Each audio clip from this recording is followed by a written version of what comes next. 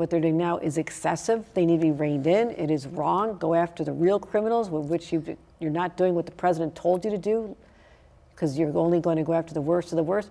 You're going after children. You're going after high school students. You're going after people just working at a pizzeria. It is so wrong.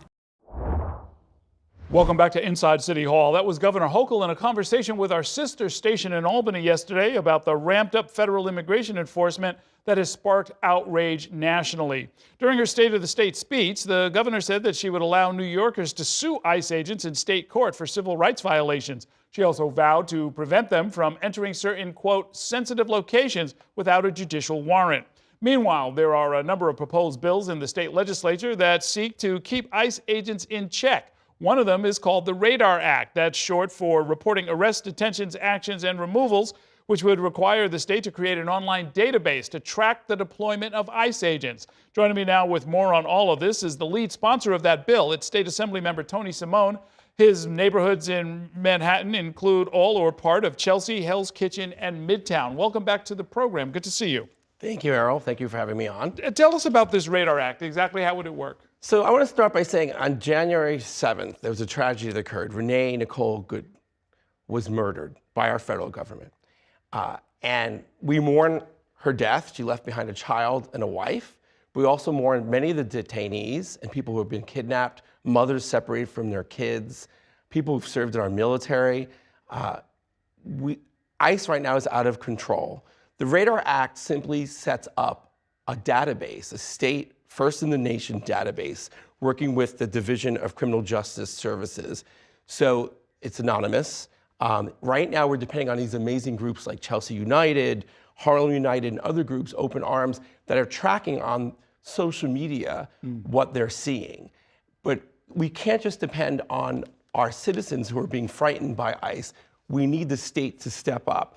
The RADAR Act lets us track ICE, what they're doing, and I also have the MELT Act, which unmasks ICE, will stop them from doing it in the shadows. Okay, well, let me, first of all, I looked at some of your materials. I did not realize there's a lot more going on than a lot of people realize. From January through July of last year, New York City alone got 6,000 ICE detainer requests, which is a 400% increase over prior years. In March 2025, ICE and its partner agencies arrested 133 people across upstate New York. And in Nassau County, they've detained over 3,000 people last year. So this is not a small amount of data that you'd be collecting under this act. Correct. And why we think it's vital is it's about transparency and accountability. After the murder of Renee Good, DHS lied.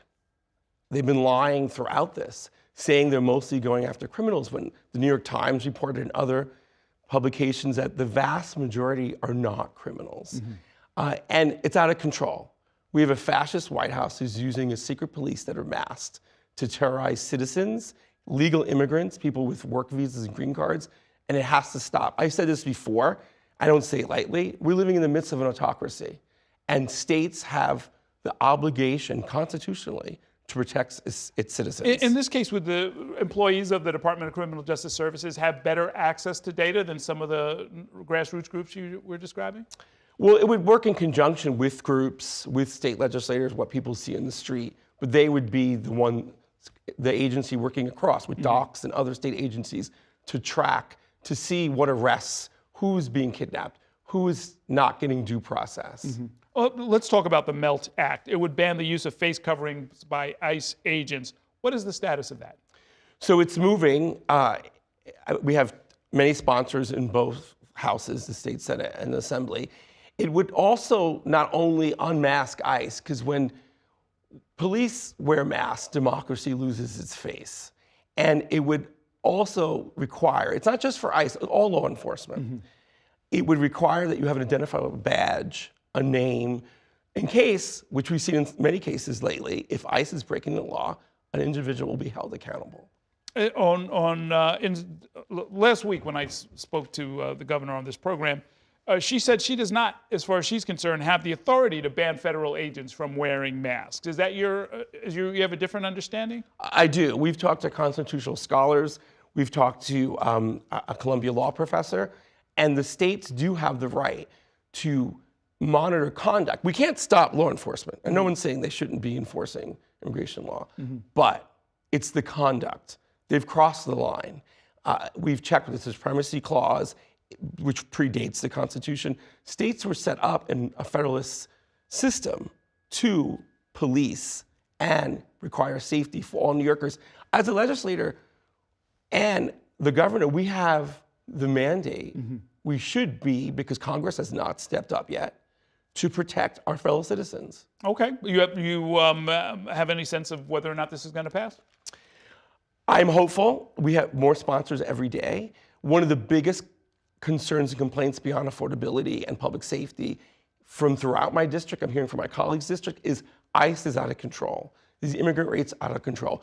You don't solve the immigration problem this way. You do it by comprehensive immigration reform, which Trump put politics over people. You don't do it this way. Mass deportations do not work in the long run. It hurts our economy. It hurts affordability. There are people, businesses who are complaining to me in my district, they don't have enough workers. It hurts the economy in the long run. And it's being done in a state-like authoritarian way, like Russia, and we need to end it. One of your colleagues, or some of your colleagues, have introduced the New York for All Act. I don't know if you're in support of that. It would prohibit police agencies from assisting federal immigration agents and sharing information. What's your sense of that bill? I'm a co-sponsor. I think it's necessary. It doesn't say that we wouldn't coordinate with them on criminal matters. It's on civil matters, and it's so we don't do the job of federal agents. We've seen that on Long Island with Blakeman. They're literally coordinating with ICE, many times doing unlawful actions against our citizens and legal immigrants. And civil actions include the underlying question of someone's status here, which is a civil offense, right? Correct. In general, as you go into this new session, what's your feeling about this idea of increasing taxes on high-income earners? The mayor has been pretty vehement about it. That was our lead story tonight. The governor doesn't seem to want to go there, and in fact says that she has unanticipated revenue to the tune of $17 billion, and that there's no particular need to raise taxes. I'm a big supporter of universal child care with a threshold. Clearly, if you can afford a nanny, you don't need it. But I think beyond not being able to afford rent or to buy a home, one of the reasons why my parents left New York State, so many families are leaving. Child care is one of the second most expensive things that they have to pay for, almost a person's, sometimes a salary.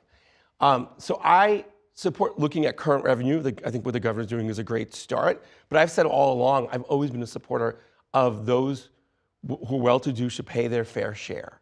I'm not necessarily saying we should raise income taxes at this point.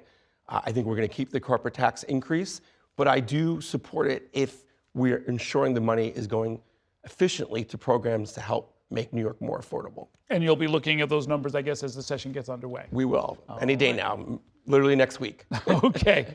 Thanks so much for joining us Thank tonight. you. Great to talk with you.